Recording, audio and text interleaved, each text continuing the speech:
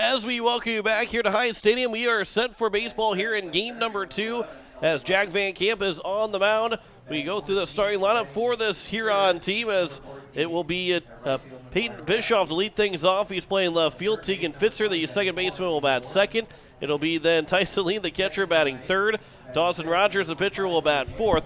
Johnny Hernandez will bat fifth and play center field.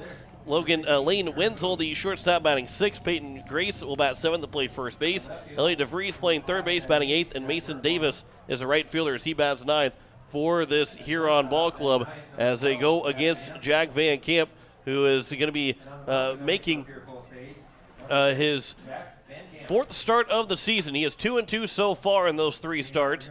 He's got a save in his lone save opportunity, a 1.40 ERA and a 1.60 whip.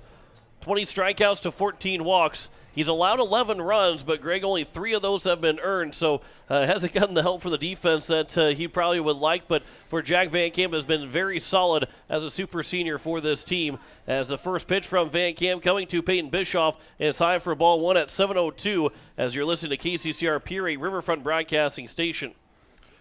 Yeah, and I know that the Eights and Pierre coaching staff certainly looking for another good outing from Jack Van Camp. Wasn't overly sharp last night in his 30 pitch outing against Excelsior, but certainly looking for him to snap back here today against Huron Post 7. 1-1 pitch is upstairs to Bischoff. It is now 2-1. Bischoff went 0 for 2 in game number 1. It grounded out twice. Was walked in his other appearance as it's now 2-2. Here to Bischoff. They go with the righty Keenels in game 1, the lefty Van Camp here in game number 2. Not a solid 1-2 combo in game 1 and 2. 2-2 pitch. Inside corner taken for strike 3. Bischoff can't believe it, and the leadoff man is retired. First strikeout of the ball game for JVC, and I'll bring up Tegan Fitzer, the second baseman, as we go around the horn defensively for Post 8. Jack Merkwan is out in left, Elliot Life in center, and McGuire Rasky in right. Andy Gore, the third baseman, Matt Hansen, the shortstop, Jane Weeby, the second baseman, Aaron Booth at first, Cade Hinkle behind the plate as he catches strike 1 from Jack Van Camp, who's on the mound.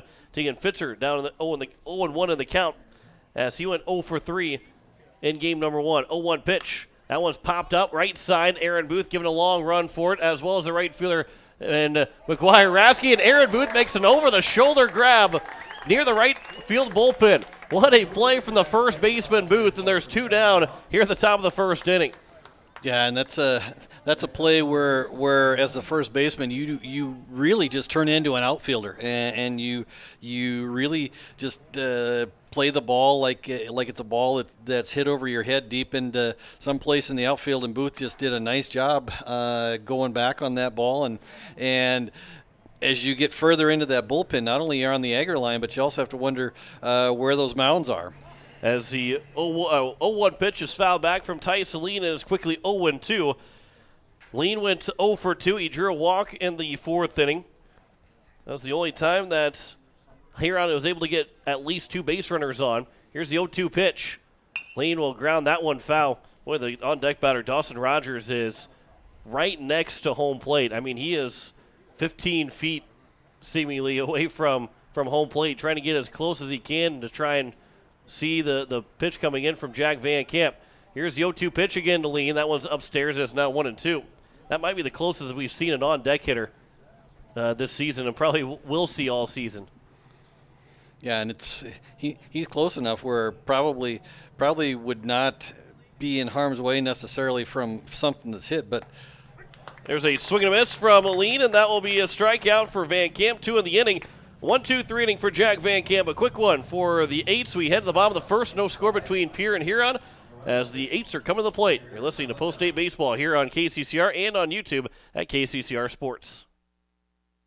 ATVs provide wonderful outdoor recreation, but they can also rapidly spread noxious weeds. An ATV can pick up noxious weeds in one area and spread them to the next area in which it is used. When you finish your ride, make sure your ATV is free of weeds and weed seeds. Cleaning your machine is important in stopping the spread of noxious weeds like leafy spurge. To find out how you can help prevent the spread of noxious weeds, call the South Dakota Department of Agriculture or your local county weed and pest supervisor.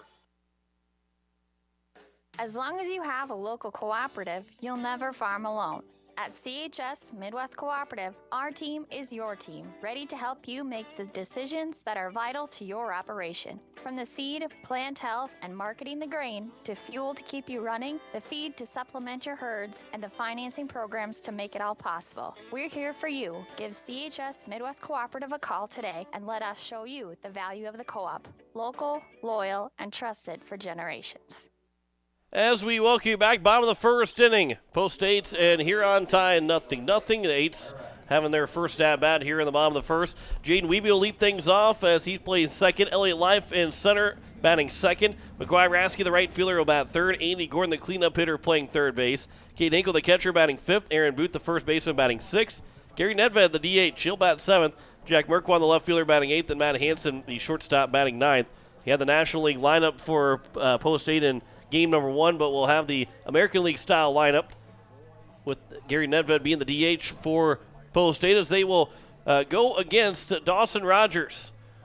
And Dawson Rogers making his 6th appearance, 4th start of the season. He has not tallied a win or a loss. I think there's not a whole lot wins and losses given out because as a team they have 1 win and 3 losses, so I don't think that's all very true.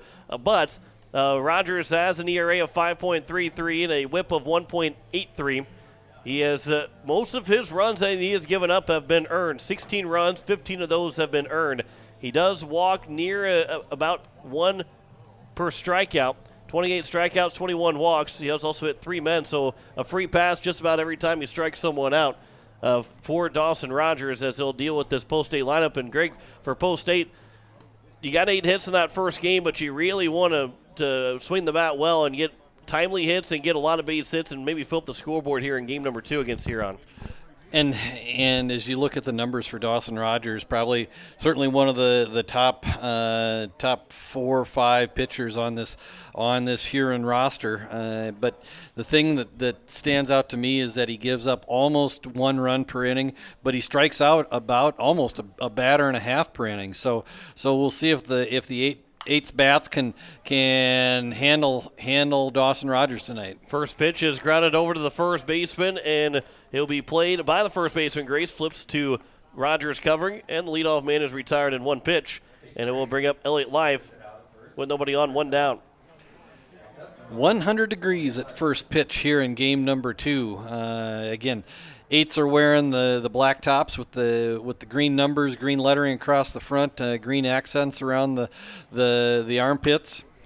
As that second pitch, Elliott Life will sky out towards left field. That one's going to get down to left center field. Life rounds first. He's going to be standing on second base. Never stop running, and Life will have a stand-up 1-out double. First hit of the ball game for Post 8. Elliott Life's been swinging a really hot bat as of late. Picked up 2 hits, went 2 for 3.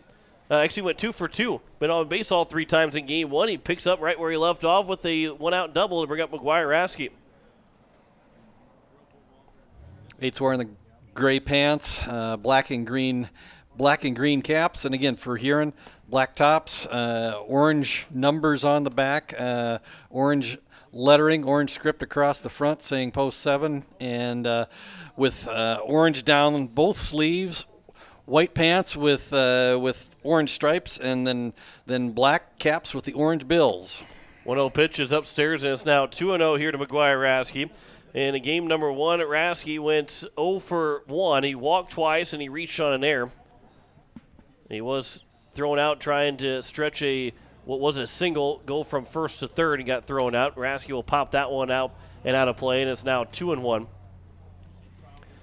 We start at 7:02 here in game number 2.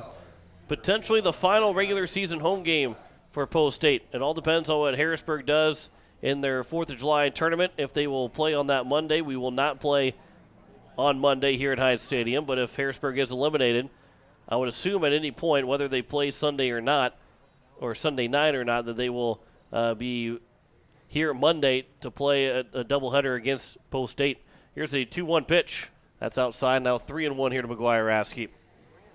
Yeah, the 8s played in that New Ulm tournament back about 7 years ago or so. That's kind of a fun tournament at that time, and I don't know what it is today, but it was a 20-team tournament, and the way they have it structured is that they play at at several of the small towns right around New Ulm, Minnesota. I think the Eights played in Sleepy Eye and Essig, and I think there was another small town that they played at. Jackson. And so there's a number of small towns. One of the towns, I think it was Essig on the last day, kind of the true Minnesota town team feel. A ballpark that had a gravel road running right behind the chain link fence in left field, and then a cornfield just on the other side of that. McGuire-Raskey will draw a walk. It is now be first and second here with the one down, and to bring up Andy Gordon. Nice cornfield behind left field. There's nothing wrong with that. Here's the first pitch to Andy Gordon. He'll swing and pop that one foul and out of play. My high school, we had our science teacher had an area designated outside of left field, behind left field, where it was you couldn't cut the grass, couldn't do anything. It was just a natural habitat right there. No work done to it at all. And every once in a while you hit a home run, it'll get its way into there, and you're walking around trying to find that baseball. Thankfully, there were no snakes around at that time, but as it counts 1-1 here to Andy Gordon. So it wasn't a cornfield, but it was basically a lot that was anything could grow there. Didn't matter what it was. 1-1 pitch is bounced in. Is now 2-1. And as Tyson Lean blocked up that ball, we really haven't called his name much, but he's done a nice job behind the plate today for Huron. I mean, he's blocked several pitches. He's had to come out of the crouch a couple of times to pull down some balls that climbed the ladder, and so he's done a nice job for retiring and keeping post 7 in this doubleheader. As Andy Gordon will get a base hit up the middle, Elliott Life will come in to score. It's now a 1-0 lead for the Eights. Spitzer trying to backhand and actually turned his head away, and it got through for a base hit, and Gordon will pick up the second hit of the ball game and the first RBI for Post 8, as it'll be first and third here with one down, and it'll bring up the number 5 hitter, Cade Hinkle. Yeah, just a hard hit ball off the bat of Andy Gordon that just kind of ate up Fitzer over at second base and out into medium deep center field, and the Eights are able to put a run on the board here in the bottom of the first. So here is Cade Hinkle with runners at first and third with one down here in the bottom of the first inning. Rogers will come set from the stretch, delivers the first pitch, and Hinkle will pop it up left side. Raskey's ready to tag over at third base. The catch is going to be made by the left fielder in Bischoff, and tagging and scoring. Taking second base and sliding in safely is Andy Gordon. Heads up play there from Gordon. The throw came to third instead of going to second, and Gordon takes second base. It's now a 2-0 lead for Post 8 on an RBI sac fly from Hinkle, and Aaron Booth could get a base hit with a runner on second, could make it a 3-0 lead now for the Eights. Yeah, and again, Raskey scores easily coming in from third, but aggressive base running play from Andy Gordon, going from first to second on the tag and in just ahead of the throw coming in from left field. And so the Eights have a runner in scoring position and have put up a crooked number for the first time today. They've scored as many runs as what they did in the entire last game here in the bottom of the first. Aaron Booth, first pitch, swing and a miss. They try and backpick Gordon, goes off of him, and so he's safe at second base. And it's 0-1. Aaron Booth comes in as he's hit a 188 so far on the season. He's gotten 2 extra base hits. One was a 2-run homer back against Post 22. The only home run so far hit by a Post 8 member. Hit off the foul pole out at 22 last week Wednesday. Here's the 0-1 pitch. And Booth will pop it up. Right side will get out of play. And it's now 0-2 here to the first baseman, who made a tremendous catch in that top of the first inning. Over the shoulder catch right behind the plates that are out in the right field bullpen for Pierre Post 8. Andy Gordon leads away from second. Here's now the 0-2 pitch from Rogers to Booth. That's outside. Good take from Booth, and it's now 1-2. It'd be nice for the Eights to find a way to get Gordon across the plate here with 2 outs in the bottom of the first and put 2 on the board already. Like to get 3. From the stretch, here's the 1-2 pitch. That's outside, and it's now 2-2. Nice play by Lean again, able to glove that ball off the backhand and keep it in front of him and keep Andy Gordon at second base. Count is 2-2. Here in the bottom of the first, 2 outs, runner on second base. Here's the 2-2 pitch. It comes in, hits Booth in the helmet. Takes the helmet off. That one not going to feel good. He seems to be okay as he makes his way to first base. Coach White, he almost ran over Coach White. Get out of my way, I'm going to first. But he is going to be standing on first base, and I think Coach White will we'll have to give him a little bit, make sure he seems to be okay, but making sure that he is okay. As Gary Nedved now will come to the plate with runners at first and second. Yeah, and Aaron Booth, he's a tough kid, but certainly no stranger to injury. Played through a leg injury that ended up cutting short his football season. Had the arm injury that put him on the sidelines for about 6 weeks through the last month of the high school baseball season, the first part of this Legion season, and so Aaron Booth, hopefully it's nothing. It looks like he's going to stay out there, but you hope it's not anything that doesn't have any long-term ramifications. First pitch to Gary Nedved is taken for strike one. This is his first chance to hit here in this ball in the doubleheader, as Keno's hit for himself as the pitcher. So the DH swings at 0-1, and he swings and misses, and is now 0-2. Nedved comes in hitting .278 so far this season, 6 runs driven in. He does have one of the now 11 triples that Post-State has had in the season. Keno's picked up a triple in game number 1 of this doubleheader. Here's now the 0-2 pitch to Nedved. Comes in, and that also hits him up high, and it's now the bases are loaded here with 2 away. And you get 2 strikes on him, and Rogers just struggling to grip the ball and has hit the last 2 up high. The bases are loaded, and it will bring up Jack Merkwan a chance to really put things. But if you're Merkwan, you're probably going to be a little nervous going to the plate. Booth getting hit in the helmet, Nedved getting hit up. Thankfully his batting stance, he's got his arm pretty high up there, so he was able to kind of basically block that with his left arm. But boy, those are 2 dangerous spots to get hit if you're Aaron Booth and Gary Nedved. Quick mound visit here from Huron and trying to maybe calm down Rogers a little bit. Merkwan did not play in game number 1, but he'll get his first at-bat here in game number 2. And it's a big spot. Bases are loaded here with 2 down. Post-State with a 2-0 lead so far. 8th man to come to the plate. Here's the first pitch from Rogers to Merkwan. Comes upstairs for ball 1. Went a long inning here for Rogers. He got the first man to ground out Wiebe on 1 pitch. But a productive out has been the only other reason why they have 2 outs. Here's the 1-0 pitch. That is outside, and it's now 2-0. And when you start to struggle, that strike zone seems to shrink just a little bit more as you feel like maybe you're getting squeezed a little bit, but just trying to find a way to throw a strike.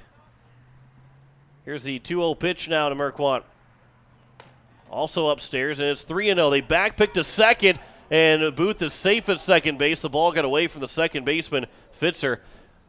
Booth might have been thrown out at second. Lean did not hesitate at all on the throw to second base to try and pick off Booth at second base. A little bit uncharacteristic for Rogers. Like we said, leads the team in strikeouts with 28, 5.34 ERA. His 6th appearance on the season so far for Dawson Rogers, his 4th start. He's got a 1.83 whip in 19 2/3 innings coming into this game. So certainly one of the top end pitchers for this Huron staff. 3-1 pitches upstairs, and it's going to be a walk, a 2-out walk, and that will bring in Andy Gordon, an RBI for Jack Merkwan, and the bases will remain loaded for the number 9 hitter now, Matt Hansen, to come to the plate.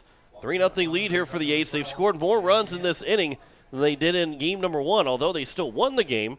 But they've got more run support for Jack Van Camp in 1 inning than they did for Lincoln Keatles on game number 1. Here's Matt Hansen. First pitch is taken at the letters for strike 1. And Rogers even had an 0-2 count on Nedved when he ended up hitting him. He had Booth down 2 strikes in the count. Here's the 0-1 pitch. Hansen, ground ball up the middle. That's through for a base hit. 1 run will come in to score. Nedved's being waved around. The throw coming to third base, and Merkwan will stop at third base. He stays on the bag as it's going to be now a 5-0 lead for Post State, and Matt Hansen will get a 2-out, 2 RBI single and advance to second on the throw. And a hard ground ball right back up the box into center field, and with 2 outs, eights are all running on contact, and so both Booth and Nedved score easily, and the throw from Hernandez in center field comes into third base. Merkwan goes in standing up, but play was actually fairly close, and just Merkwan able to get in just ahead of the throw, and heads up running by Hansen to advance to second as the throw goes into third. First pitch to Jane Wiebe is taken at the letters for strike 1. He is 0 for 1 so far. He's the 10th man to come to the plate trying to extend this 5-0 lead. And that one will be flown out towards left center field. A long run going over for the center fielder Hernandez. He'll make the catch, and that will retire the side here in the bottom of the first inning. But 10 men come to the plate. Post State will score 5 runs on 3 hits in the inning. There were no errors and 2 men left on base. We head to the top of the second. Post State has a 5-0 lead over Huron. You're listening to Post State Baseball here on KCCR and on YouTube at KCCR Sports. ServiceMASTER of Pierre. It's no secret we clean carpets professionally, but not many people know we clean furniture, kitchens, bathrooms, walls, floors, and windows. We also do fire and water restoration, plus construction cleanups. There's nothing we can't clean. Give ServiceMASTER a call at 224-9919. ServiceMASTER. The clean you expect, the service you deserve. ServiceMASTER, 224-9919. At Shane's Pharmacy, your health care is important, and Shane wants to be the pharmacist to take care of you. Shane's Pharmacy will make sure your prescriptions are filled in a timely manner, they will answer your questions, and they will even deliver to your home or office. Call 223-9200. Shane's Pharmacy, the pharmacy you know and trust. The number again is 223-9200. Shane's Pharmacy in Fort Pierre, proud to support high school athletics. Top of the second inning, it is a 5-0 lead for Post State. A 5 spot in that first inning. 5 runs, 3 hits, no errors, 2 men left on base for the Eights in that first, and they will have 4, 5, and 6 against them. Dawson Rogers, Johnny Hernandez, and Lane Wenzel to be the first 3 hitters as the Eights are looking to control this ball game. A much better start here in game number 2 than in game number 1 in terms of putting up a 5 spot in that first inning. Scored more runs in that first than they did in game number 1. Here's the first pitch to Dawson Rogers, who is trying to make it a 5-1 game as he swings and misses at that one, and it's 0-1. Score update from other Class A games going on across South Dakota. In Chamberlain today, Sioux Falls West has swept Sturgis 13-3 and 14-0, and right now, Renner leads Aberdeen 7-0 in the second game of the doubleheader. That in the bottom of the 5th inning. Renner number 1, the Renner Royals defeated Aberdeen 5-3 in game number 1 of that doubleheader. Counts 1-2 here to Dawson Rogers. Here's the 1-2 pitch. Swing, and he'll barely get a piece of it. A defensive swing that he's able to get somewhat of a piece to stay alive, and it remains at 1-2. That Renner-Aberdeen game stays as it is. The standings, and John alluded to them earlier today, Pierre in the number 4 slot of the seed point standings. Pierre will likely stay in that same spot. Renner on their way to a doubleheader sweep in the number 5 spot. Sioux Falls West just ahead of Pierre in the number 3 spot. But if all 3 of those teams end up winning both ends of the doubleheader, I don't think any of those standings will change. As Dawson Rogers swung and missed at strike 3, Johnny Hernandez will foul the first pitch back, and it's 0-1 to Hernandez. 3 strikeouts on the ball game for Jack Van Camp. Here's the 0-1 pitch to Hernandez. I want to come inside, and it's now 1-1. Hernandez in game number 1 went 0 for 2, had a sacrifice bunt. The other times that he did not lay down a sacrifice, he ended up striking out swinging. Here's the 1-1 pitch. Swing and a miss, and it's now 1-2. Only guy to put the ball in play so far in the first, now coming up to the 5 hitters, is Fitzer, who fouled out to the first baseman booth. Here's the 1-2 pitch. Outside, now 2-2. If the playoffs were to start today, and there's a long ways to go before we get to playoff time, but if playoffs started today, Pierre would be hosting Spearfish in the region tournament. There's a ground ball. Booth will field. He'll underhand flip it to Van Camp covering, and there's the second out. Nice play from Aaron Booth to JVC. And there is now 2 away here in the top of the second. We'll bring up Lane Wenzel, the shortstop.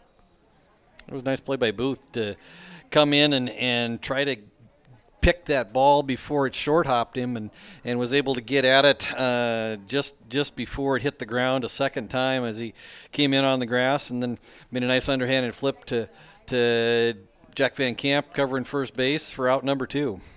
First pitch to Wenzel is taken for strike 1. Junior Legion, they beat Sioux Falls East, and I believe they're playing a doubleheader in game 1, 5-4 over the East Junior Legion team, as it counts now 1-1.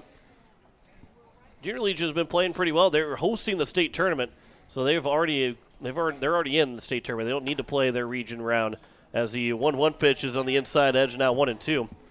So they'll get a chance to maybe have a little bit of a small break, but then they'll host here at Hyde Stadium. 1-2 pitch is taken for ball 2. That one barely missed, just a little outside. All 9 men were heading the dugout for Post State, but we'll have to make their way back out on the mound and in their positions. Here's a 2-2 pitch now. That's upstairs. It's now 3-2. Yeah, there was 9 votes for a strike and 1 vote for not, and unfortunately baseball's not a democracy because the 1 lone vote against was the home plate umpire. So now here is the 3-2 pitch.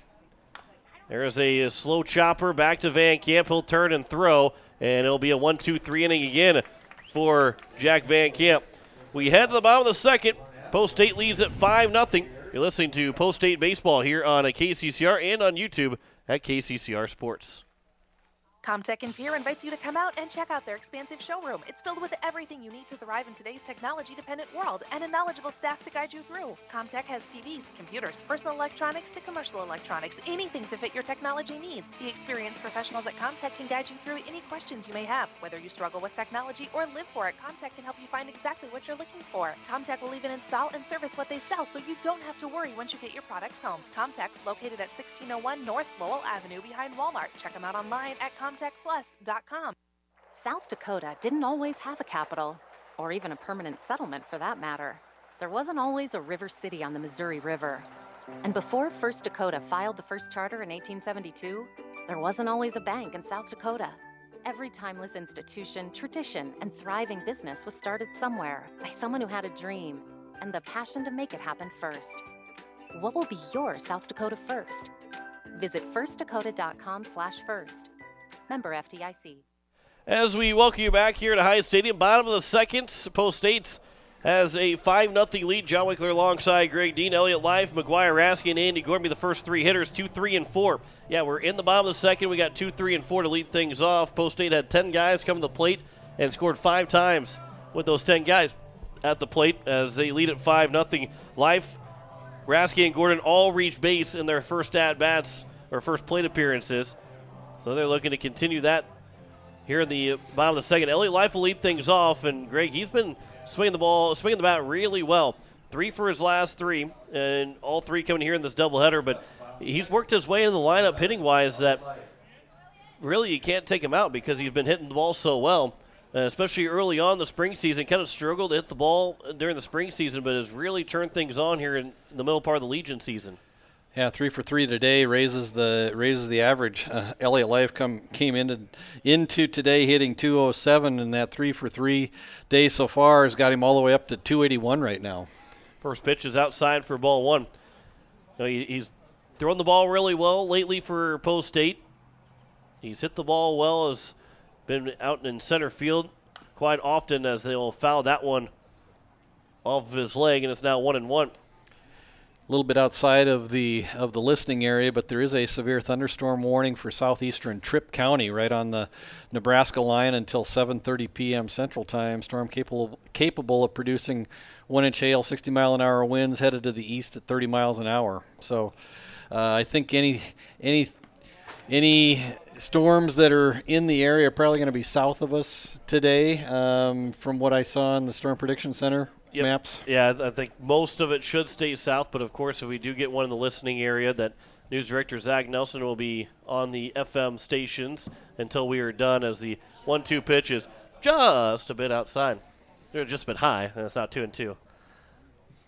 So Mr. Euchre. Yeah. And Rogers seems to maybe be trying to overthrow that 2-strike fastball, as the release point isn't there, and he's trying to get a couple extra miles on it, but hasn't been able to. As a 2-2 is outside, and it's now 3-2, because that would have been dangerously close to hitting a right-handed hitter up around the helmet again, because it was well high and into the right-hander batter's box. But here's now the 3-2 pitch to Elliott Life. He'll swing and pop it up on the left side. It'll float in towards foul territory, kind of come back, and it's going to land fair, and Elliott Life's going to have himself another double. Nobody stepping on third base. The throw coming to second. He's going to fight his way diving into third. Nobody was covering third base. Heads up running for Elliott Life. Give him a triple. For Elliott Life, he's now 2 for 2 in the ball game.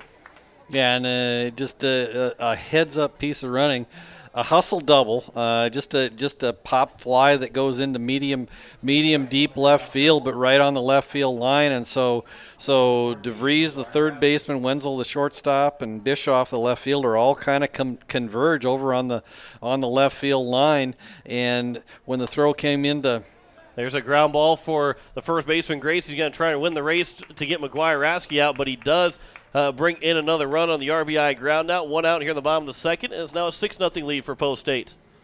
And back to the Life triple, just a ball hit that landed about 6 feet fair, and Life hustling out of the box ends up sliding into second, and the ball just able to trickle away just a little bit from the second baseman Fitzer, and when it did, Life popped up immediately, realized there was nobody covering third base, and able to slide in safely into third base, and then resulted in the run scored after the RBI ground out to the right side off the bat of McGuire-Raskey. 1-0 is the count here to Andy Gordon. Here's the 1-0 pitch to the third baseman. That's upstairs, and it's now 2-0. And the big thing, too, is you kind of have to give Elliott Life a triple, even though the throw came to second, mostly because that's the only spot it could go in the infield was the second base, because there is nobody covering third. So Life never hesitated around in second and went straight for third, as the 2-0 is missed, and is now 3-0. Tyson Lee tried to run his way from behind home plate over to third base, but by the time that anybody got to third, Life was already diving headfirst in to pick up that leadoff triple. Here's the 3-0 pitch to Andy Gordon. Comes inside upstairs, and it's a 4-pitch walk. And there's now a runner on first here with 1 down, and it'll bring up Kate Hinkle. Hinkle hit a sac fly in his first plate appearance. As in game number 1, he went 1 for 3 with a double. He has picked up another RBI for this Eights team, his 12th RBI now of the year. Runner on first here, 1 down, bottom of the second. First pitch is upstairs and outside, and it's 1-0. And I think this is kind of the game that maybe Brian White and Nathan Nas were hoping for in game number 1. Just a game where the Eights jumped out early, and hopefully they were able to keep their foot on the gas and continue to swing the sticks well. As Hinkle will sky this out to center field. The center fielder going back, and Hernandez, he'll make the catch as that one started to get away from him there, as there is now going to be 2 down, and it will bring up Aaron Booth. As Booth was hit by a pitch, he was hitting the helmet on his first trip to the plate. Oh boy, I get a cookie here. This is pretty sweet. Can we have this every game? We need a chef here to be cooking for us all the time. Yeah, the reminiscent of when you and I did the state championship football game over at SDSU a couple of years ago. That one's popped high up in the infield. There are 2 outs. Gordon will round second. The catch is going to be made by the shortstop Wenzel, and that will retire the side. We have 1 run scoring on 1 hit in the inning, no errors, and 1 man left on base. We head to the top of the third, a 6-0 lead for Post State. You're listening to Post State Baseball here on KCCR and on YouTube at KCCR Sports. Do you need the Pierre Governor apparel for the big game? Or how about Stanley County apparel or Post State apparel? All-around graphics in Pierre is your place to go. Not only can you get your apparel, but they also do screen printing, jerseys, awards, and trophies. And did you know they can print and customize your signs? All Around Graphics can do it all. Located at 819 North Euclid Avenue or call 224-4677. All Around Graphics in Pierre, your one-stop shop. AGTEGRA in Highmore. We pride ourselves on providing our customers with reliable markets, superior services, and quality products. From corn and soybeans to spring and winter wheat, you can trust AGTEGRA in Highmore with all your grain handling needs. It's all about helping you achieve the best harvest possible. Call AGTEGRA of Highmore today at 605-846-1379. That's 605-846-1379. As we head to the top of the third inning here at Heinz Stadium, John Wickler alongside Greg Dean. Greg, have you eaten your cookie already? I have. Okay. I have. I've eaten my cookie. I was a good boy. It'll be 7, 8, and 9. Not really why I asked, but the answer is probably a good one. Peyton Graves, Elliot DeVries, and Mason Davis be the first 3 hitters. Boy, you mentioned, too, we got a chance to get some food at SDSU when we had the state championship games there back in 2019. Felt like first class. Yeah, that was a really, really fun day, not only for watching and calling that game, watching the Governors win the state football title, but just like you said, first-class operation. Not many times do we get a chance to call a game in a Division I football facility with a Division I press box. Here's a ground ball. Jack Van Camp will come off the mound. He'll throw to first. It's not in time. He came in front of Andy Gordon to make the play. Van Camp jumped for it, made the play, and then threw off his back foot, trying to get the leadoff man. It'll be the first hit of the ball game. I guess if you're going to give up your first hit in the third inning or later, that you might as well give it up trying to make a play on it. And leadoff man hits aboard to open up the top of the third. Yeah, just a chopper off the bat of grace that Van Camp, and again, Van Camp feels his position really well and went far to his right and was able to actually had to jump and take the ball out of the air as it was still chopping, and when he did, actually took the ball away from Andy Gordon. Andy might have actually had a little better angle and had the throw in front of him. Like you said, Van Camp actually had to throw off his back foot and falling away. And so with that, Grace able to get the infield hit and break up the no-hitter. First pitch to Elliot DeVries was fouled away. Kate Hinkle went up to talk to Jack Van Camp on the mound. I think that one got him on the inner thigh, so maybe walking off a little bit of some pain was Cade Hinkle. Here's the 0-1 pitch now to DeVries. That one's taken for a strike, and it's now 0-2. DeVries in game number 1 went 0 for 2. He only came to the plate twice. 6, 7, 8, and 9 hitters only got a chance to hit twice against Keenels. Usually what happens when you get one hit shutout in a ball game. There's a swing and a miss by DeVries. He is down on strikes. That is the 4th strikeout of the ball game now for Van Camp. One down here in the top of the third. Then we got Mason Davis. 4 strikeouts in 8 batters so far for Jack Van Camp for the super senior left-hander. Bring up Mason Davis, the right fielder, went 0 for 2 as well. Rogers the only guy to get a base hit against Keenels. First pitch is upstairs for ball 1. Number 9 hitter Davis will be followed by the top of the order and Peyton Bischoff. And then Tegan Fitzer. You're the one down the top of the third.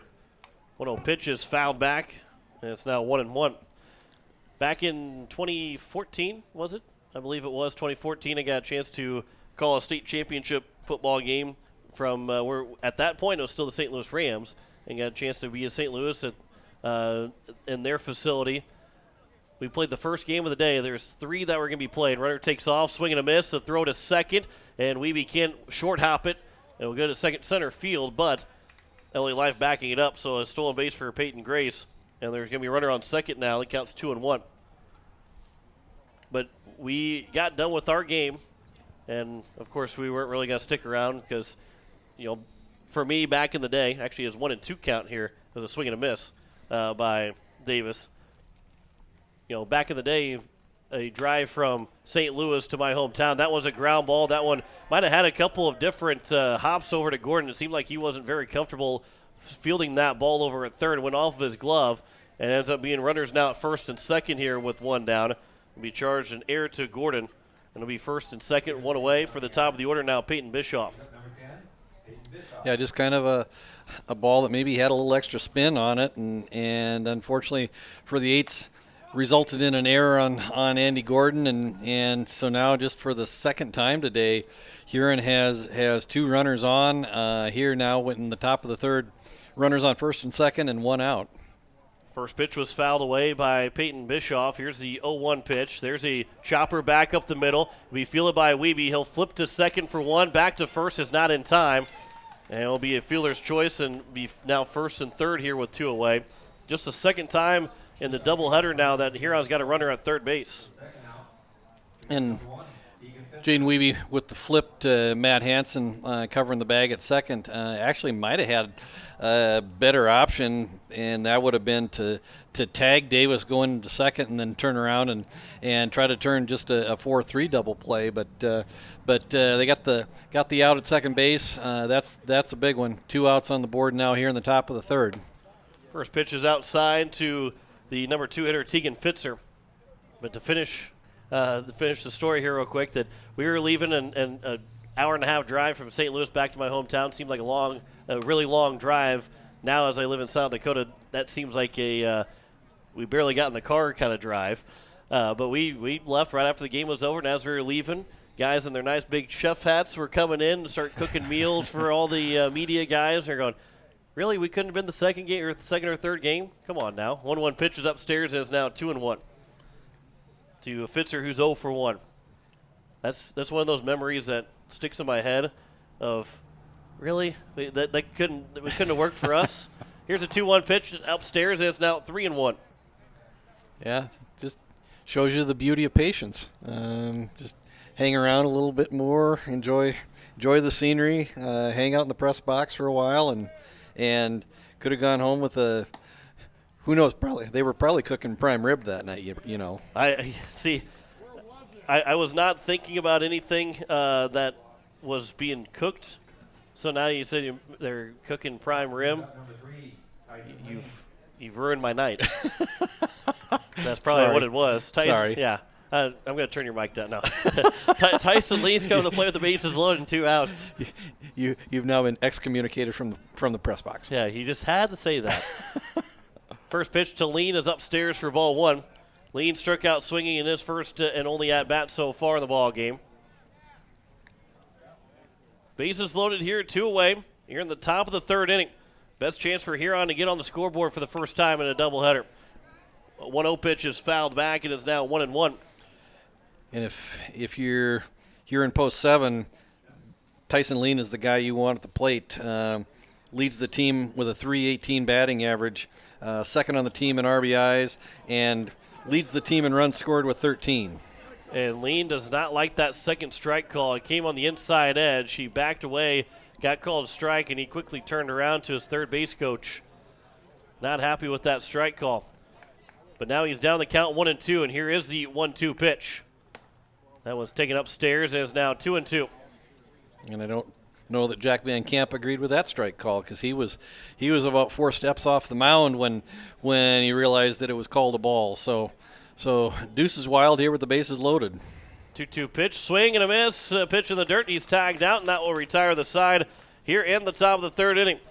No run score, 1 hit, 1 error, and 3 men left on base as he strands the bases loaded. We head the bottom of the third, a 6-0 lead for Post 8.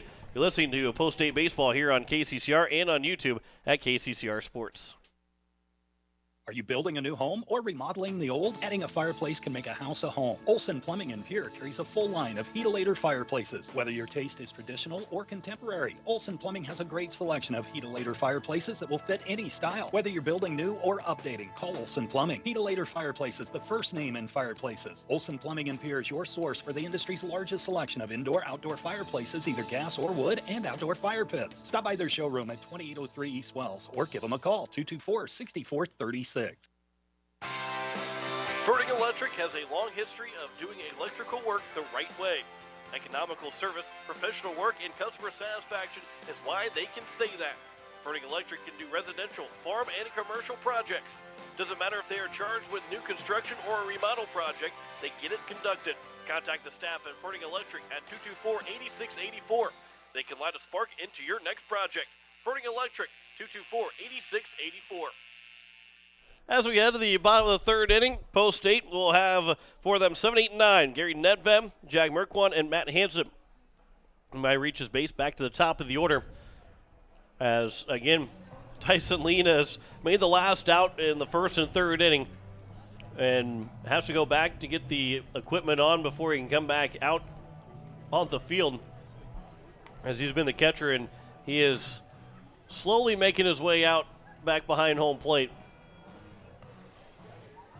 And again, I think this is somewhat reflective of the fact that Tyson Lean catching both ends of this doubleheader, even though the sun has gone under some clouds, and so it doesn't feel quite as hot out there right now.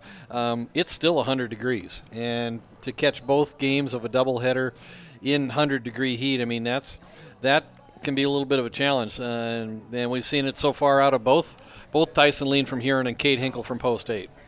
You know, you're always surprised when you see a catcher catch both games in a doubleheader for another team, but you're never surprised, and you're almost more surprised if Cade Hinkle's not catching both games of a doubleheader, no matter what the temperature is.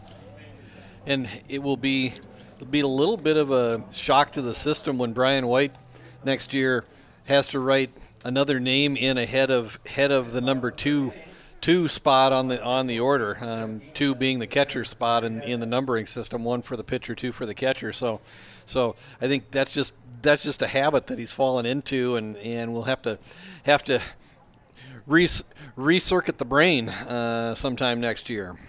So here is Gary Nedved to lead things off. The first pitch to him will miss low and outside for ball 1. You're exactly right. I think he's going to accidentally put Cade Hinkle down out of habit to at least the first couple of games of the summer, just because he's done that for almost every single game for the last 3 years. There's a ground ball, base hit to the left side. Leadoff single for Nedved. And that'll bring up Jag Merkwan. He's now 1 for 1 as Nedved after getting hit by a pitch in his first trip to the plate. Nedved continues to swing a hot bat for the Eights. Just kind of finding his own groove here as we hit towards the midpoint of the season. This is game number 24 on the year for the Eights, and almost I think almost exactly the midpoint, depending upon how they do in the Fargo or in the Minot tournament and the Gopher Classic, which might add a game or two to the schedule. First pitch is missed inside to Jag Merkwan, the left fielder, who got an RBI on a walk. Tyson Lean held that pitch in that spot just a little bit longer after it was called a ball. Here's the 1-0 pitch. Instead, checking on the runner, and they've got him out at first. Nedved's picked off at first base. As a good pickoff move from the pitcher Rogers, and he will throw outs and pick off Nedved. There's now 1 down, nobody on base. As both pitchers, Hernandez and Rogers, have been good with their pickoff moves here for both Game 1 and Game 2. Here's the 1-0 pitch to Merkwan. That one's at the letters, and it's 1-1. And probably the only hitter in the Post State lineup that may be hotter than Gary Nedved right now is the guy at the plate, Jag Merkwan. He's been swinging as hot a stick as anybody over the last week to 10 days. 1-1 pitch is missed low, and it's now 2-1 here to Jag Merkwan. And he's only plate appearance was a walk with the bases loaded. 2-1 pitch is on the outside edge and is now 2-2. To the left fielder, Matt Hansen, he waits on deck. He had the big 2 RBI single back at the bottom of the first inning. 10 guys came to the plate in the bottom of the first. Post State scored 5 times. They've upped the lead to 6-0. Here with 1 down in the bottom of the third. 2-2 pitch to Marquardt. Misses low and it's now 3-2. So Huron comes into today. They're now 5-12 on the year, 3-9 against South Dakota Class A opponents. They've registered wins against Yankton, Mitchell, and Aberdeen.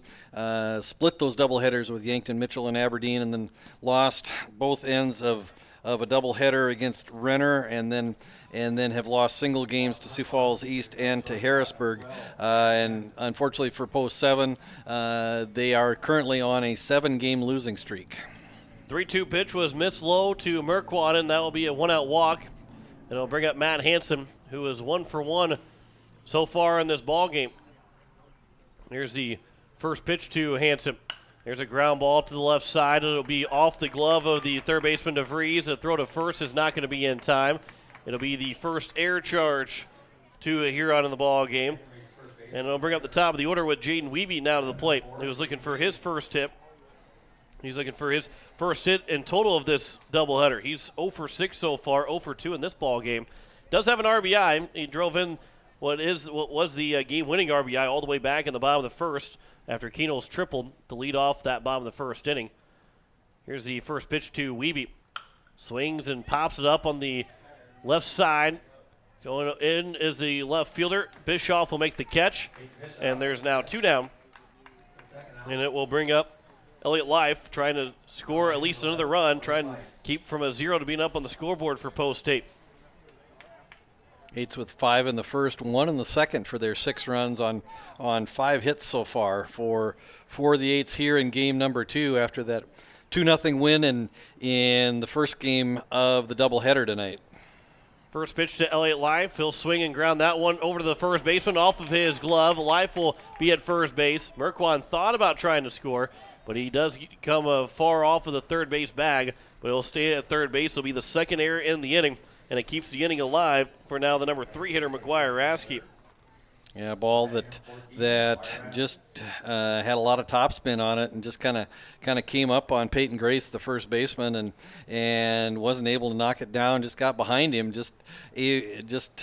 got behind him far enough that Elliott Life able to leg it out and reach first base safely. And so all of a sudden, the Eights have gone from having nobody on and 2 out to now loading the bases. And McGuire Rasky will swing at the first pitch. He'll sky it out to center field, but Hernandez hasn't played perfectly.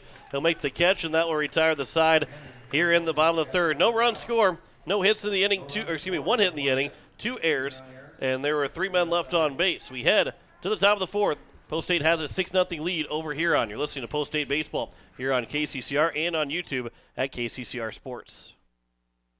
Are you driving a 2014 or newer vehicle? Are there less than 100,000 miles on it? Gateway Ford Lincoln Toyota in Pierre is prepared to give you top dollar. Again, if your ride is 2014 or newer with less than 100,000 miles, Gateway Ford Lincoln Toyota will give you top dollar for it right now. Trade it in or sell it to us. Doesn't matter. Your vehicle has never been worth more than it is right now. Stop in at 518 East Sioux Avenue in Pierre. Call 605-224-7378 and visit gatewayflt.com.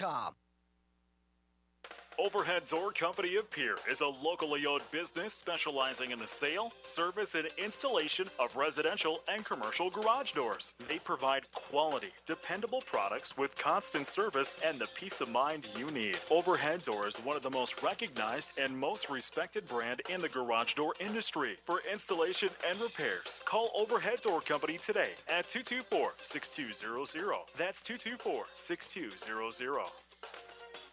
As we welcome you back here to the top of the fourth inning, Post State has a 6-0 lead over Huron. John Wickler alongside Greg Dean. As it will be 4, 5, and 6, Rogers, Hernandez, and Wenzel. First pitch from Jack Van Camp will miss low for ball 1. Van Camp's allowed just 1 hit so far. 1 hit and 1 error in that last inning for Huron. Been the only times they've had base runners, as that one's off the bat of Rogers. He tried to check his swing, But it went off the handle of it, and it's now 1-1. Here's the pitcher for Huron. Here's the 1-1 pitch. Swinging a fly ball out towards right field. Rasky coming in, still coming in. It'll land foul. And it's now 1-2. 52 pitches so far through 3+ for Jack Van Camp. Kind of right on pace, maybe just a little bit above what he would need to get through 7 full innings. If he can get a quick inning here or maybe later in the game, would get back on pace to do 105 complete through 7 innings if he can find that pace one more time. 1-2 pitch is fouled back. We'll do it again here at 1-2. Dawson Rogers 0 for 1, struck out swinging in his first at-bat. Here's the 1-2 pitch. Swing and a miss. Another strikeout for Jack Van Camp. He got back-to-back strikeouts dating back to last inning, and it's the leadoff man retired. Here at the top of the 4th, they'll bring up Johnny Hernandez, who is 0 for 1. Huron just 2 hits on the day so far. One in game number 1, and then an infield hit here in game number 2. So far, Lincoln Keene holds the complete game shutout in game number 1, and Jack Van Camp just so far the infield single here in game number 2. Here's the 1-0 pitch to Hernandez, is now 1-1. 6 strikeouts in the ball game now for Jack Van Camp. Here's the 1-1 pitch to Hernandez. Swing and a miss, is now 1-2. Van Camp likes to work fast. He wants to get back on the mound, on the rubber, and fire in that next pitch, as he'll deliver now the 1-2 pitch to Hernandez. Swing and a miss, back-to-back strikeouts here in the inning. 3 in a row now for Jack Van Camp, his 7th of the ball game. And it'll bring up Lane Wenzel, the shortstop, who grounded back to Van Camp in his last at-bat. Love guys that like to work quickly. Say it pretty much all the time, but I like those guys that, it keeps everybody engaged in the ball game. And broadcasters, we like to have some guys that like to throw quickly. And when you throw strikes, boy, the game becomes a lot of fun. That one is right over the top of us. That was play. If there's nothing and there's no roof right here, I might take a couple steps back and make that catch. But instead, it's just another foul ball that doesn't come to the press box. And it's now 2-1. That one misses low to Wenzel. One of these days. 2-1 pitch. Upstairs is now 3-1. Yep, just sometime, somewhere, somehow, when you least expect it.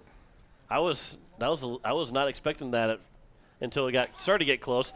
3-1 pitch is taken for strike 2. Although the umpire gave himself a he rung him up. He was ready to go. He was shooting the arrow. Here's the 3-2 pitch. Yeah, he doesn't. Oh, come on, ring him up now. That was going to be outside. It is outside for ball 4.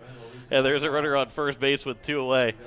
Oh, I love that. I know it's embarrassing for an umpire, and I would be in that same spot. I'd be embarrassed if I did that. But it's so funny to see someone get rung up on 2 strikes. It's an easy mistake to make too, especially in the middle of a game, and you just kind of forget the count every once in a while. First pitch is outside for ball 1.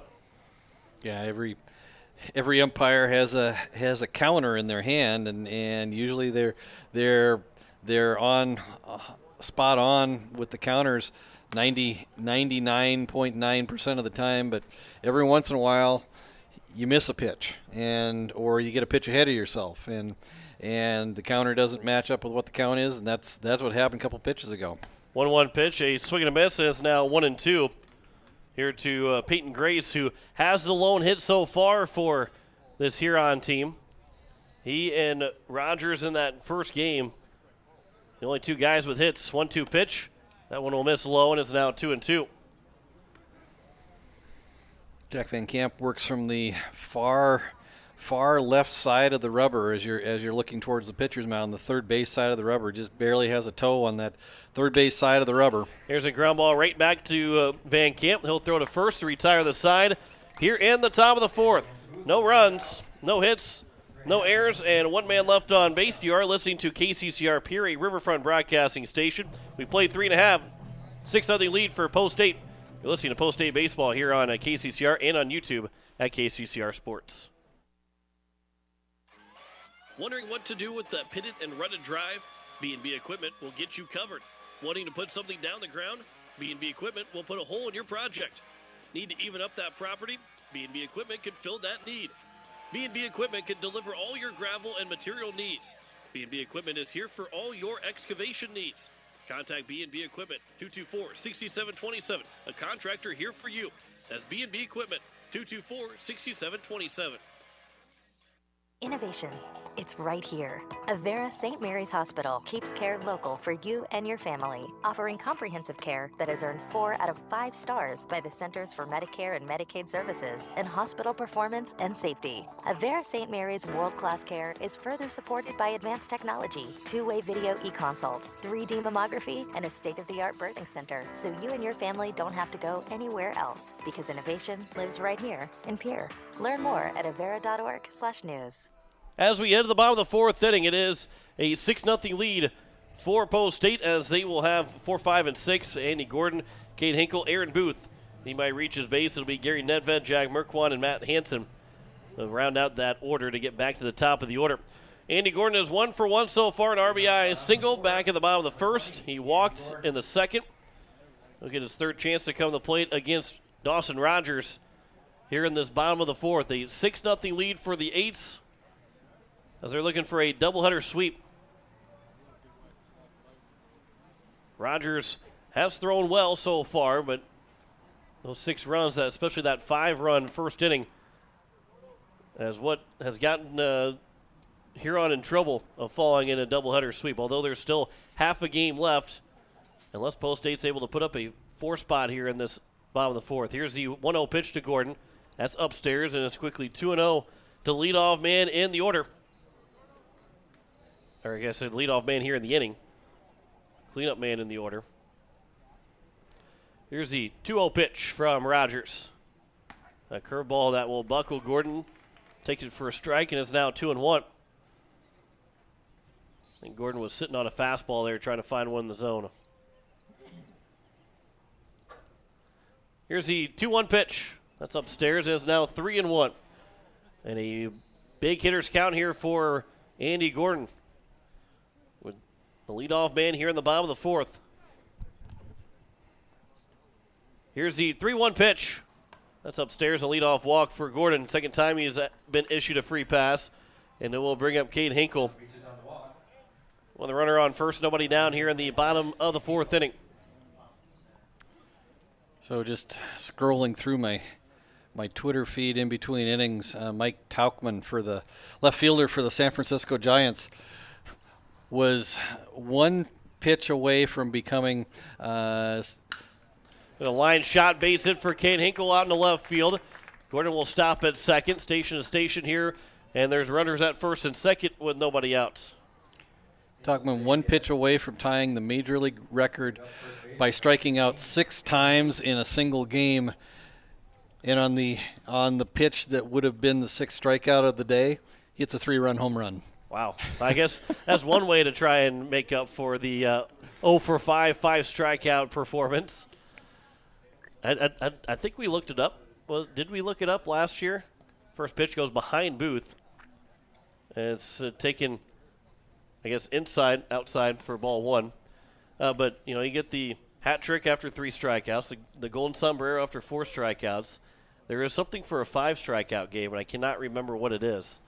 Our research department might have to look that up. As I don't think he's very happy to have to go look it up. Counts down 2-0.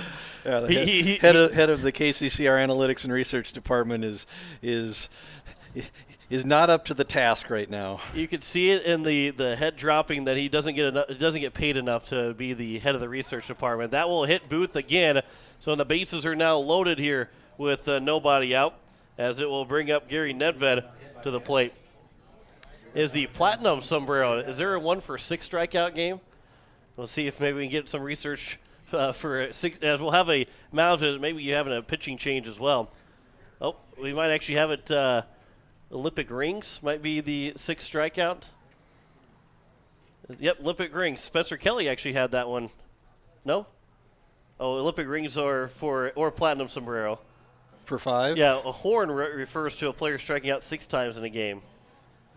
So Sam Horn of the Baltimore Orioles accomplished the feat in an extra inning game in 1991. So that's why it's called the Horn, because he's the only guy to do it. Yes. We will have a pitching change. A titanium sombrero or a double platinum sombrero are the other names. But I like the fact that a player got named after it. I appreciate the research department here for KCCR. Blake Dean does a fantastic job for the amount that he gets paid for the duties that he has. Yeah, gets paid and gets an in-kind contribution, free meals and a place to sleep, and so. But I would make the disclaimer is not from KCCR. Not from KCCR. No. From comes out of the stipend from the color analyst for KCCR. the stipend from the color analyst. Let's see here. We do have a pitching change. I want to tell you what that is, as it will be Tegan Fitzer that will come to the mound and be the new pitcher for Huron with the bases loaded and nobody out. Rogers in game number 1 played short. We'll wonder if maybe Wenzel will go back to second. And then it will be. Actually, we do have another change. Stylin's going to come in the ball game. So we'll have all the changes for you here in just a little bit, but you are listening to KCCR Pierre, Riverfront Broadcasting Station. Bases are loaded with nobody out. Gary Nedved will come to the plate. He would represent the 10th run to score if he does come in and score, which would give Post State a 10-run lead, although it's in the bottom of the 4th inning, so they have to at least finish the top of the 5th with that 10-0 lead to win a quick game against this Huron Post 7 club. But the Eights are in good position here with bases loaded and nobody out to try and put up another crooked number. Tegan Fitzer on the year for Huron Post 7. This will be his 8th appearance, all in relief. Just 8 innings pitched in those 7 appearances so far. Has given up only 6 earned runs, but a total of 16 runs so far for Tegan Fitzer. So averaging just about 2 runs an inning, a 5.25 ERA, 2.13 whip. He has 11 strikeouts in those 8 innings so far. First pitch is upstairs for ball 1 to Nedved. With the bases juiced, nobody out here in the bottom of the 4th inning. Infield is drawn in all the way around here for Huron. Trying to keep this a 6-run deficit. Here's the 1-0 pitch to Nedved. There's a fly ball out towards right field. Will it stay fair? It will land fair, and it will be a base hit. 1 run will come in to score. Everybody will be held up as they will go station to station, and it will be a 7-0 lead now for Post State. And that would be the 10th run lead for Post State. Is standing on first base as Jack Merkwan now will come to the plate. And I don't know if we got all the defensive changes. Jared Stylin has come off the bench, is now in right field. Mason Davis moves from right field to second base. We thought Lane Wenzel maybe was gonna change positions. He stays at shortstop, and Fitzer moves from second base onto the pitcher's mound. Dawson Rogers comes off. His day is done. So Stylin will be hitting in Rogers' spot in the lineup. 1-0 pitch is Miss Lonis, now 2-0, which that spot, well, let me actually be in the right spot here. He'd be coming up 5th, I believe, or 6th in the inning. Here's the 2-0 pitch. That one's over for a strike, and it's now 2-1. As Rogers was 0 for 2 in this ball game. He does have one of the 2 hits in total of the 2 games. There's a foul ball on the right side, and it's now 2-2 here to Jack Merkwan. Merkwan has walked twice. He did get an RBI on the first walk that he had, and he could potentially get another RBI if he walks again. When the count is 2-2, Fitzer delivers a 2-2 pitch. Merkwan will watch it bounce in, stopped up by Lean, and the count is now 3-2. Nowhere to put Merkwan here with nobody out in the bottom of the 4th inning. Rogers still responsible for Aaron Booth and Kate Hinkle, the runners at second and third, so we won't close the book on him quite yet. That'll be a 3-2 walk issued to Merkwan. Another run will come in to score. Aaron Booth will stop at third base. Lean was a little slow to go back to the backstop to pick it up, but it is now a 8-0 lead for the Eights. And the bases will remain loaded as Merquan has not had a chance to put the ball in play yet, but he's got 2 RBIs in the ball game as it is an 8-0 lead. And now Matt Hansen, who is 1 for 2, been on base both times as he singled home 2 runs in the first inning and then reached on an error in the bottom of the third. That pitch will bounce in, and it's 1-0. 7, 8, and 9 so far for Post State have gotten on base all 8 times. This is the 9th plate appearance. They picked up 3 hits. They've walked 3 times. Nedved was hit by a pitch. There's a swing and a miss by Hansen. That counts now 1-1. And then Hansen reached on an error. So these 7, 8, 9 guys are getting on base for the top of the order, who are usually the table setters. This bottom of the order has been real good for this ball game for Post State. There's a ground ball. That'll be fielded by the shortstop. Throw to second for 1. Back to first is not in time. It's now a 9-0 ball game. An RBI fielder's choice for Hansen. And there's now 1 down with runners at the corners. And that will close the book on Dawson Rogers for the day as he goes 3 complete innings, gives up 6 hits, 9 runs, all of them earned, 5 walks, no strikeouts, 65 pitches on the day in those 3 innings, 31 for strikes to the 24 batters that Dawson Rogers faced today for Huron Post 7. First pitch from Fitzer to the new man, Spencer Lettler. He gets his first chance to swing as he comes in for Jaden Wiebe, swings and misses. And Spencer Lettler, will see where he goes to play the field, if he goes to play the field.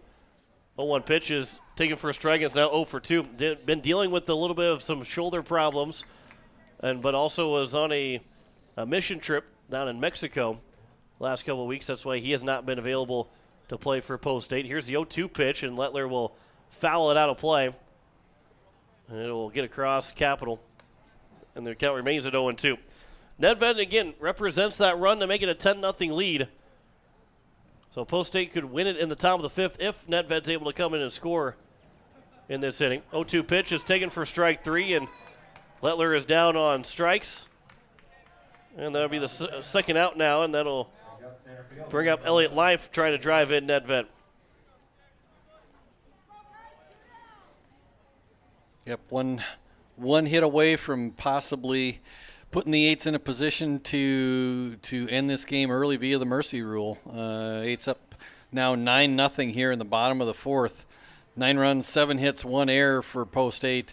No runs, 1 hit, 2 errors on the board for Huron. Here's the first pitch to Elliott Life. He'll foul that one over towards the first base dugout, and it's 0-1. Life is 2 for 3. A double, a triple, and reached on an error in his 3 trips to the plate. He's been on base all 6 times he's come to the plate. 2 singles and a walk in game number 1. Here's a ground ball that's hit through the right side for a base hit. It's a 10-0 lead for Post State. Hansen around second. He's on his way to third. First and third still here with 2 away, and Post State has got that 10-0 lead now. The RBI single for Elliott Life. And he has a chance, if the lineup can turn all the way around for him, he can try and hit for the cycle. He's got 3 of the 4 legs done, double, triple, and a single. Just needs the 4-bagger. It would take a lot for him to come back around, though. Here, it'd be a big 2-out rally two-out rally for Post State. Life will take second on the pitch. I think Tyson Lee might have been trying to pick off Elliott Life a back pick at first base, but it went off of his glove. Didn't get far enough away for Hansen to come in and score, but Life will take second base on the first pitch ball to McGuire Rasky, who is 0 for 2 so far with an RBI ground out and also fly out to center field. Counts now 2-0 here to Rasky. Post State will be in Minot this weekend as they will play 3 different teams. Watertown, Minnesota, as it's now 2-1 to McGuire Rasky. They'll play Minot and then Mandan. Those 4 teams will be in that tournament. They'll play a round robin between the 3, and then the semifinals Saturday night. There's a line shot. That's down for a base hit from McGuire Rasky. It'll get towards the corner. 2 runs will come in to score. As Post State will have some cushion now going in the top of the 5th to try and end this one early. As Rasky's got a 2 RBI double. And it's now a 12-0 lead here for Post State. And just just a line drive off the bat of McGuire Rasky right over the head of DeVries, Elliot DeVries at third base, and then with the side spin that the left-hander put on it, the ball spins away from Bischoff in left field all the way over to the left field bullpen, and 2 runs come in to score, and Rasky ends up with a stand-up double. First pitch is fouled away by Andy Gordon as he led off the inning with the walk. Be the second time now in the ball game that Post State has been able to hit around and have at least a 10th man come to the plate.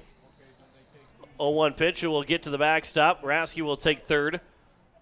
It's now a 1-1 count, a runner on third base. As now Post State again, they'll be just 3 outs away once this inning comes to an end to try and get a short win over Huron. Here's the 1-1 pitch to Gordon. Here's a line shot, and that one will be down for a base hit, as Stylen had to come up with a short hop there, but Andy Gordon will get another RBI single, and it's now a 13-0 lead. It's his second RBI single of the ball game. Yep, line drive right down the right field line, and actually a nice job by Stylen to keep that ball from getting all the way down and rattling around in the right field corner, and like you said, John, Andy Gordon with another RBI single, and the lead is now pushed out to 13-0 as the Eights have got a 7 spot here on the board in the bottom of the 4th. Here's Cade Hinkle. He singled in the bottom of the 4th inning, his second at-bat.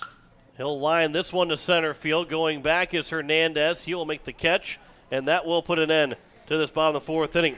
A 7-run inning for the Eights has given them a 13-0 lead over Huron, 3 outs away from finishing off a doubleheader sweep against this Huron team. Back in a minute, listen to Post State Baseball here on KCCR and on YouTube at KCCR Sports. Most of us already know that Gales Gas of Pierre is the place to call for propane. They offer an automatic fill plan so you never have to worry about running out of propane. They accept debit and credit payments or a budget payment plan to spread out the cost throughout the year so you never have surprises when you get your bill. For delivery, convenience, and great customer service, call Gales Gas at 224-5518. That's Gales Gas at 224-5518. No one likes to have electrical problems, but when they happen, call Todd's Electric at 223-2518. With over 28 years of experience, Todd's Electric can handle any type of electrical problem, whether it's residential, commercial, or agricultural. Their knowledgeable staff knows and understands the importance of your home, business, or ag facility and are prepared to help. Call Todd's Electric at 223-2518. That's 223-2518. Todd's Electric, serving the Pierre and Fort Pierre areas. The line to power. 8-9-1 here for Post State, for Huron in the top of the 5th inning, as Post State will try and finish this one out to win it here in a doubleheader sweep. Elliot DeVries, Mason Davis, and Peyton Bischoff will be the 3 hitters here in the top of the 5th. Jack Van Camp trying to finish out another complete game shutout, although this one will be 2 innings shorter than what Lincoln Keenels had. Both pitchers, Keenels had a 1-hit shutout. Van Camp right now working on a 1-hit shutout. DeVries will lead things off. He's 0 for 1 with a strikeout. Here's the first pitch to DeVries. Swings and misses. And it's 0-1. Again, Post State will play on Friday at 5 o'clock. It'll be 2 games for them back-to-back, 5 and 7:30 against Watertown at Minnesota, and then Minot Vistas, as it counts now 1-1. Saturday it'll be at noon against Mandan, and then it'll be either 5 or 7:30 for that semifinal game, as that one's fouled back and is now 1-2, depending on how they finish out the round robin. But all 4 teams will make that semifinals, and then they have to win that game Saturday night to play Sunday at noon. All those games will be on KCCR and on YouTube at KCCR Sports. Even the Sunday game may be no pregame, as that one is a check swing, and he did go around, and it will be a strikeout for DeVries. Second time he's been a strikeout victim for Jack Van Camp. The leadoff man retired here in the top of the 5th. Then bring up Mason Davis. The number 1 seed will play the number 4 seed at 5 o'clock on Saturday afternoon in the Minot tournament, and then the 2 and 3 seeds go at it at 7:30 that night. So again, like you said, John, just have to see where the 8s fall out, but they will be in that semifinal and just one win away from playing in the championship on Sunday at noon. 1-0 pitch, just a bit outside here to number 9 hitter Mason Davis, as it counts now 2-0. Just pulled up the radar after we heard about that thunderstorm warning in southern Tripp County, almost straight south of the capital city. There is a line of storms from west of the Rosebud area, pretty much right along the Nebraska line, all the way to around the Pickstown area, and then going north up to north of Platte, from an area between Platte and south of Mitchell. Counts 2-2 here to Mason Davis. Here's the 2-2 pitch. Taken for strike 3 and back-to-back strikeouts here in the top of the 5th inning. And now Post 8 and out away from finishing off a doubleheader sweep against this Huron team. Peyton Bischoff will come up as the last hope for Huron. He is 0 for 2 with a strikeout looking, and also grounded into a fielder's choice. Here's the first pitch from Jack Van Camp. Swing and a miss by Bischoff. Well behind on the fastball. And it's 0-1. Looking forward to the Minot tournament. Friday, Saturday, and potential Sunday. Always fun to go play at Corbett Field. That one's line foul. It's now 0-2. And Post 8 a strike away now for finishing this out. Yeah, Corbett Field facility with a lot of character. Good, lot of old time feel in the grandstand. All turf field. Train track just over the left field wall. And probably will be about 20 degrees cooler up there this weekend than what it's going to be in Pierre. Which will definitely be nice. Here's a 1-2 pitch outside, 2-2. Jack Van Camp trying to finish out this complete game shutout. 9 strikeouts for Van Camp. Here's the 1-2 pitch, or 2-2 pitch. There's a ground ball off the bare hand of Van Camp. He'll pick it up. He'll throw to first, and Muraski will scoop it out at first, and that will end the ball game. A one-hit shutout for Jack Van Camp in a 5-inning win. Van Camp using the bare hand. The glove is a crutch to Jack Van Camp, and that will retire the ball game. A 13-0 win for Post 8 here to finish out a doubleheader sweep of Huron. We'll step aside for 2 minutes, come back to wrap up the day. Listen to Post 8 Baseball here on KCCR and on KCCR Sports on YouTube. When something just isn't right, it's natural to talk about it. If you had a toothache, you'd tell someone. If you found out you had diabetes, you'd learn to take care of it. But when you're feeling stressed, sad, or worried, you're less likely to tell someone. Why do we treat physical and mental health so differently? There is no difference. We all need someone to talk to, and there's nothing shameful about wanting to be healthy for you. When you just need someone to talk to, contact Rising Hope Counseling at 494-1500 or risinghope605.com. Rising Hope Counseling, offering hope, healing, and change. Rising Hope Counseling, because if you have hope, you have everything. Hey, it's Julia from Milwaukee Federal Credit Union, letting you know that our recreational special is back again, with terms up to 10 years, no payments for 90 days, and rates as low as 2.4% APR. Apply online or stop in at 221 East Pleasant Drive in Pierre and let Jameson or I get you started. People helping people. Hawaii Federal Credit Union. Pierre Sports Center is your local Ranger Boat and Mercury Outboard dealer. They're a must-see for your Ranger boat needs. See their selection of Mercury outboard motors for more power. Pierre Sports Center can help you with financing and other boating needs. Need service for your boat or trailer to keep you going? Pierre Sports Center is your one-stop shop. Pierre Sports Center, Ranger Boats, and Mercury Outboard. A combination that can't be beat. Pierre Sports Center, 1440 North Garfield Avenue in Pierre. Or give them a call, 224-5546.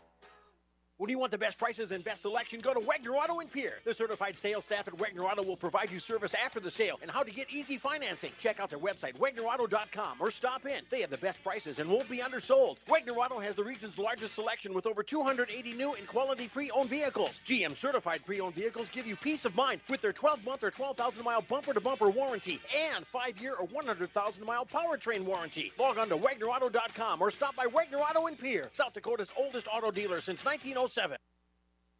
Evermore Boutique, where fashion doesn't have to break the bank. See them for men's, women's, and children's clothing, shoes, accessories, and so much more. Open 7 days a week, Monday through Friday from noon to 7, Saturdays from 11 to 6, and Sundays from noon to 5.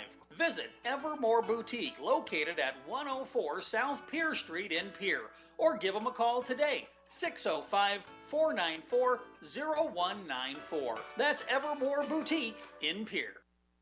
Post State will win a doubleheader here against Huron as they win the first one 2-0, and then win game number 2 at 13-0 here after 5 innings.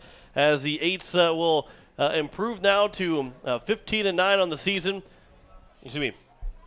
Yeah, that's right. 15-9 on the season. 15-9, correct. Yep, yes. 15-9 on the season, as they will be now in the Minot tournament coming up Friday, Saturday, and potentially on Sunday, as the Eights will be looking to extend a strong last couple of weeks. They've been playing really well as of late, and looking to continue that this weekend coming up in Minot. But here today, Greg, 2 starting pitchers that threw really well. Lincoln Keenholz, a complete game, 7-inning, 1-hit shutout, and then Jack Van Camp, a complete game, 5-inning, 1-hit shutout.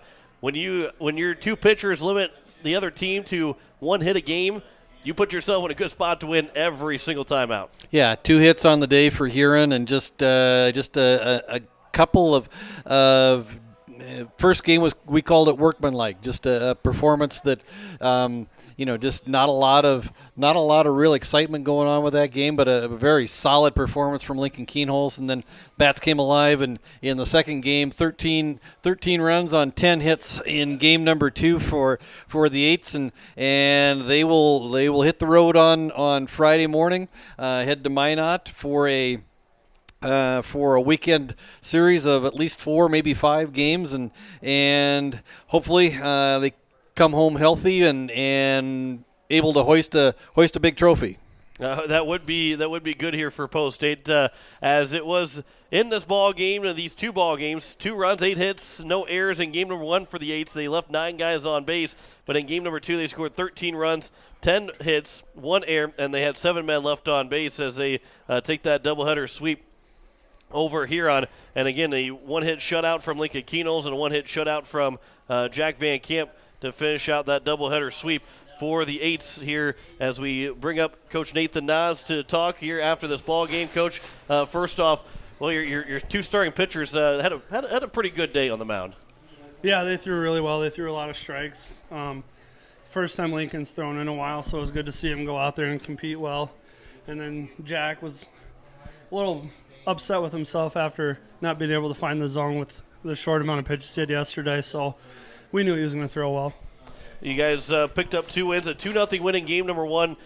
Maybe not the offensive output that you're hoping for, but the game of baseball, if you don't play well in one aspect, as long as you get something good in the other aspect in terms of pitching with this one, it kind of evens yourself out, and then you're able to put up 10 hits in that second game in a 5. Actually, you only come to the bat 4 times. Yeah, absolutely. That first game, defensively, we played really well behind Lincoln. Guys made some tough plays and really showed what they can do out there. Lincoln threw a lot of strikes. We hit the ball well in game 1, just right at guys for the most part. There's a few innings where we struggled at the plate. Kids refocused, took better approaches, and I think it showed in that second game that they were going up there looking for fastballs and swinging it well and swinging it confidently. So looking ahead to this weekend, and I know it's probably 3 teams that you don't know a lot about at this point, but what are you looking for from your team going into the weekend? 3 out-of-state teams won't count towards PowerPoint standings, but what's kind of the game plan going into this weekend? Yeah, we talked to the kids and we told them we know that these games don't matter towards our seed points at the end of the year, but we're getting to that point in the year where every game matters, every at-bat matters, every pitch matters. just to continue to play well. We can't be a team that, turns it off for games against out-of-state teams when it doesn't affect seed points and then try to flip the switch when it matters. And we've had a lot of guys playing really well. So these games are going to end up being, we're going to look towards maybe some playing time later on in the year. Just we have so many guys playing well right now that every game matters as far as trying to keep a spot in the lineup or competing for a spot in the lineup. And I think the biggest thing, too, is, these two guys that threw today will not be with you this weekend. And so you're able to use those arms. And, of course, these are important games because they're South Dakota opponents. But you threw a bullpen-type session where yesterday where now everybody that you have that will be there this weekend will be available to pitch. And going into then, after that weekend's over, you can kind of maybe conserve some arms for then Tuesday against Brandon Valley because it's a quick turnaround. But that's a big thing to be able to throw just only 2 pitchers here today where everybody will be available coming up this weekend. Yeah, to be able to go up there and have 13 arms available to us, it's big, especially because we'll see good competition. And we told the kids, like, at the end of the day, we're not going to dwell on wins and losses, but we're still going up there to compete, and we're still going up there to win games. So being able to have everyone throw is huge for us to be able to do that. So coming out of here, like I said, you got 4, maybe 5 games over the weekend, and then quick turnaround. You're home. You get a day off on Monday. Then you go to Brandon for what potentially is going to be a couple of really big games for you. What are you looking for? What do you know about Brandon? What are you looking for next Tuesday? Brandon Valley, year in and year out, they're an extremely, extremely tough game for us. They kind of can do it all. They can swing the bat well. They got good fielding. They got dudes on the mound that can throw well. It seems like our guys know their guys pretty well, and vice versa. They see each other a lot, and in the spring season they ended these guys' spring season. So I know we're going to go in there, and our guys are going to have a little bit of a chip on their shoulder and look to get a couple wins against them. And as you guys have somewhat of a senior night tonight because you're not sure if you'll play Harrisburg or not, so you get a little bit of a senior night here tonight. These 6 guys, or 5 or 6 guys, 6 seniors here, what they've meant to the post-state program, even still, you get basically a month left of the season, but what these guys have meant to this program. They've been guys that the last couple of years we've really relied a lot on. Cade Hinkle has been a kid that has caught countless innings behind the plate without ever complaining. I guess he is a super senior, but he's one of those older guys. McGuire Askey, Elliott Life the last few years has really stepped up and been big for us. Andy Gordon's been a consistent bat in the lineup. Bennett has kind of been our just do whatever we need him to do kind of guy.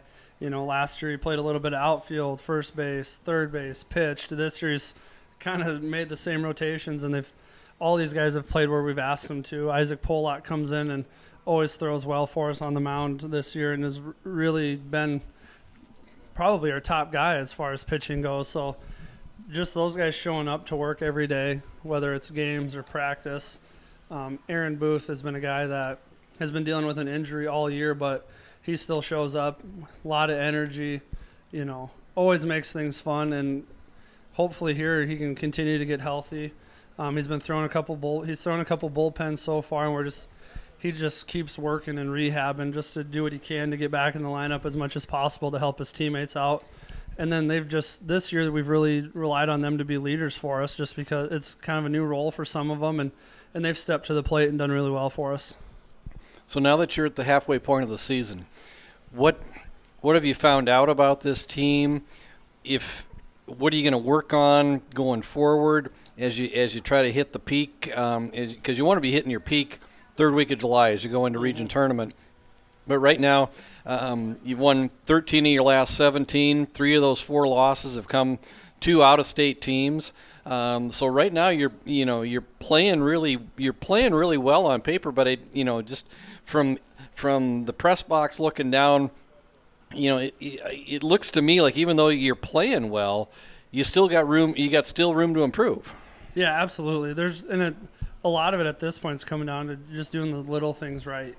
Running the bases correctly, fly ball to the outfield, and we don't tag up on at third base.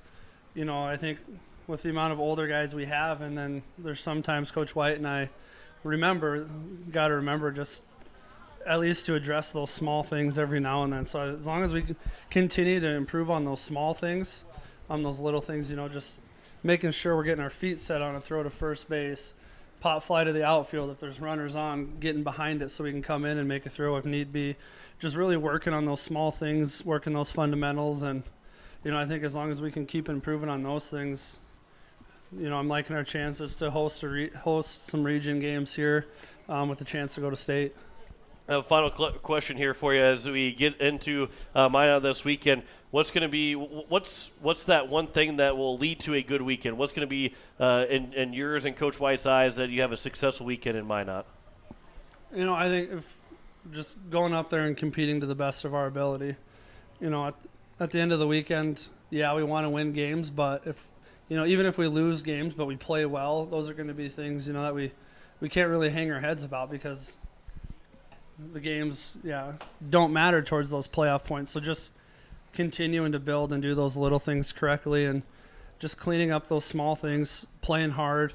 I think the guys were more aggressive at the plate tonight than they were in those last few games over in Sioux Falls, and they were really looking to hit fastballs, not chasing off-speed stuff. So just continuing to do those things, and I think if we do those things, we'll no doubt win some games this weekend and be sitting just fine. Coach, 2 big wins. Congratulations on those 2 big wins. We'll see you in Minot for a nice weekend up there in North Dakota. Appreciate it. Thank you, guys. Coach Nathan Nas of the victorious Post-State team as they win a doubleheader, 2-0 in Game 1, 13-0 in Game number 2. Greg, your final thoughts here of the doubleheader win for Post-State? Yeah, and I just Post-State went out and did what they needed to do, and that's win a couple of games against a Huron team that competed hard, but is sitting at the bottom of towards the bottom of the PowerPoint standings, and so you don't want to give away any games to a team like that, and so Post-State not only goes out and wins these 2 games, but wins them in shutout fashion. Just 2 hits on the day that they allowed to Huron Post 7. So good performance today. And again, we talked about said it when Coach Nas was here. Eights have won 13 of their last 17. Now 15-9 on the year, and are playing well. But I think they still have some room for growth. And if they continue to improve, the pitching has improved significantly from early in the season. We kind of scratched our heads over those first 6 or 7 games and kind of went, this is a team that threw really well in the spring season and then kind of came out of the gate a little slow, but the pitching has certainly turned around and maybe not as carrying the team, but certainly giving the team a chance to know that they're going to go out and get a good start out of just about anybody they throw on the mound. So that's just a confidence builder, and looking forward to what the second half of the season holds. As Post-State will win it in 2 games, as we'll wrap things up for us here this evening from Hyatt Stadium. Game number 1, Post-State wins it 2-0 behind a 1-hit shutout from Lincoln Kenols. Game number 2, they have a 13-0 win as they have a 1-hit shutout in 5 innings from Jack Van Camp.